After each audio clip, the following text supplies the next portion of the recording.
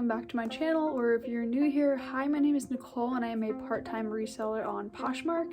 So today I wanted to talk about common misconceptions or myths about reselling. There are so many misconceptions out there that people always claim is true.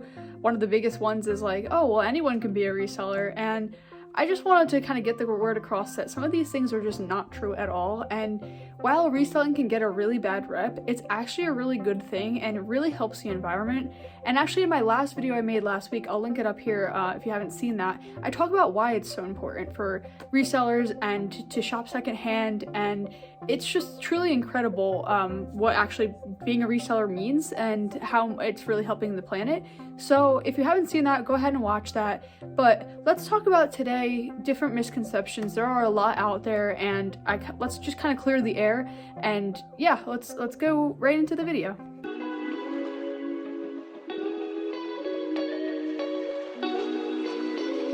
So the first one that I briefly touched upon in the intro was that anyone can be a reseller. While this can be true, it's also not really true, because it is hard to be a reseller. So many people are like, well, I can be a reseller. All you gotta do is make a listing and then sell the item. And it's not that easy. And I think people don't really understand what goes into it. And I mean, I didn't either when I first started. And I was just like, okay, I just take a couple photos, add a description, list it, and then somebody will buy it. But it's not that simple. It's responding to customers' questions. It's figuring out how to ship the item. It's making sure you're taking really good photos and adding really good descriptions.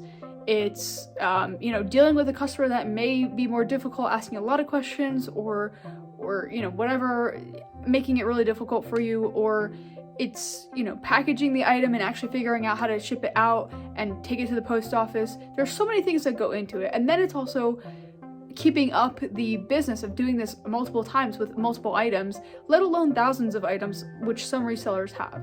So it's definitely not as easy as it seems. And if you want to be really successful in doing this, you have to be really cautious how you're doing it. You have to be careful, and you have to put in the time and energy, because you can't have your listings look not good, because then people aren't going to buy them, and you can't really not be responsive, because then people are not going to shop from you. So you have to be good and you have to be on top of things.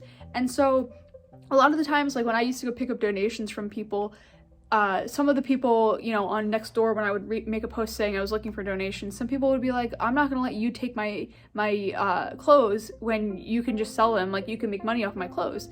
I could do it myself. And I've heard this so many times. I've heard so many people tell me that they're gonna do it themselves, and spoiler, they never do it themselves. So it's just one of those things where everybody thinks they can do it, but then when it actually comes to doing it, they don't do it, because it's actually more time consuming than they think. So not everyone can do it, and not everyone's cut out for it either, and not everyone has the time to do it. And so I think this just needs to be said, that not everyone can be a reseller. It's not that simple. The next misconception is that providing customer support is a challenge. I don't think this is the case. I think it's just a matter of being on top of things and responding to comments, responding to questions, making sure your customers are aware of what they're shopping from. And so if you have detailed descriptions, it makes it a lot easier for the customer. They don't have to come at you with questions or asking for measurements or asking for colors and textures. But even if they have a question, you need to be responsive, and you need to kind of make sure that they know what they're buying. Otherwise, they're going to give you a bad review. But it's not hard to do this. You just have to be able to respond to your messages. So if you have on Poshmark, you can't actually message the buyer, so you just have to respond to comments. But this isn't a challenging thing, and I think it kind of, people think it's a challenge because they think big business, they think corporations, they think, okay, well, how am I supposed to respond to many emails or whatever? But that isn't the case when you're a small business owner, and it's more eyes on you, and so you're focused on responding to the customer at hand. And it's if you handle it well and you kind of answer questions as they come, you'll be better off. But you don't want to let the questions pile up. You don't want to not answer people. You want to make it look like you are very responsive, but also you have a life outside of your business and you have things to do. So you can't always be answering questions the minute they are delivered, but you can still answer them in a timely manner. So it's not hard to provide good customer support. Another thing that comes along with providing good customer support is just being respectful, being nice, being kind. You don't want to be rude in your comments. You don't want to give people attitude. If you get a bad review, you don't want to come back and comment back at it with negative words or anything. You don't want to do that. You want to be professional. You want to be positive. You are representing your business, and so you need to make sure that you are being good, because then people are not going to want to come back if you're not. This next misconception is a big one, and it really bothers me every time I hear it because it's just so not true. And it is that resellers are just trying to rip other people off. This is so wrong on so many levels, and I think it's so important that people actually understand what being a reseller means and why it's actually really beneficial.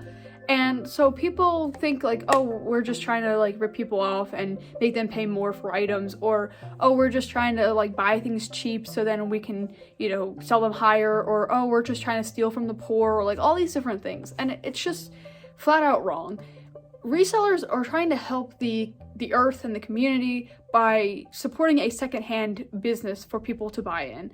And this is really helping because there's so many pieces of clothing out there that get thrown out or that get wasted. I mentioned in last week's video that 81 pounds of clothes per year per person go to waste, which is literally so crazy, and it's just so heartbreaking to know this.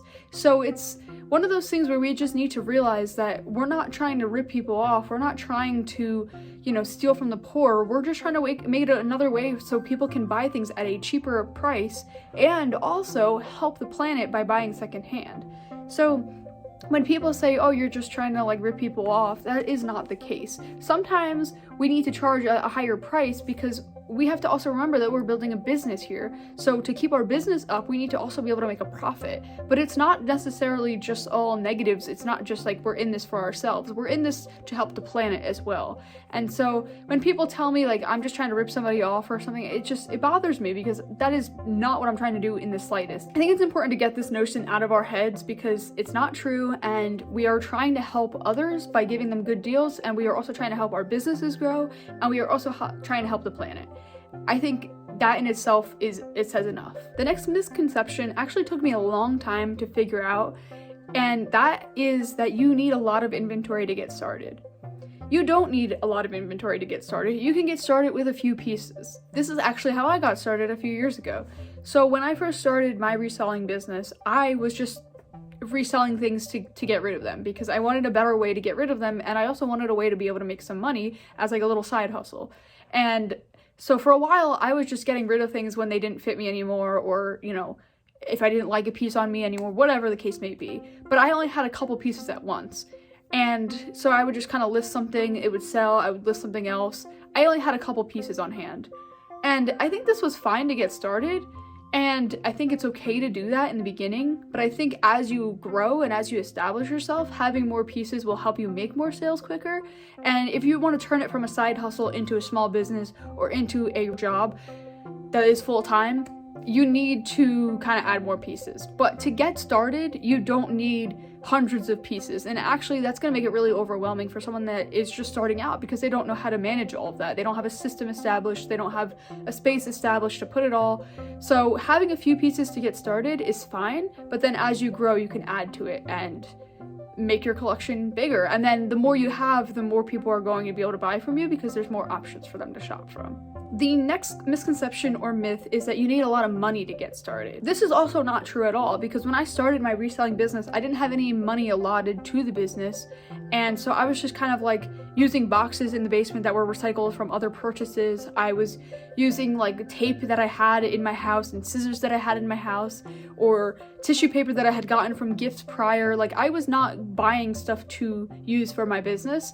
And because again, it wasn't really a business at that point, it was just more of a side hustle. So I wasn't going to go out and buy a lot of things, and the inventory that I was getting or using was not things that I was buying. It was things that I wore myself or that family wore themselves and they were just trying to get rid of.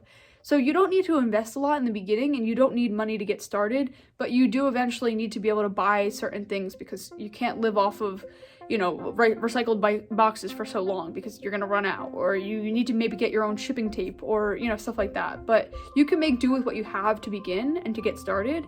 Same thing with like the inventory. You can get started with what you have and then build it as you go. But you don't need a lot to get started. You don't need to shovel out hundreds of thousands of dollars or anything like that, because that is just, you don't need to do that. And the final misconception or myth that I wanted to discuss with you today is one of the most important ones, and it is that you can't sell mall brands. A lot of resellers think that mall brands are not good, they won't sell, or they're cheap quality, or they're saturated, whatever the case is. But while this is true for some mall brands, and it's definitely not all, but there are some mall brands that like you definitely want to avoid just because they're really cheap, or the actual businesses are not very sustainable, or the items just are bad quality, and then the actual price of the item is cheap to begin with, so then reselling it is not going to be good. A couple examples of this are, Forever 21, Shein, like Old Navy, stuff like that. Like, they're just not good quality to start with, so a lot of people aren't going to want to buy them secondhand because their prices are already cheap and the quality is not really that great.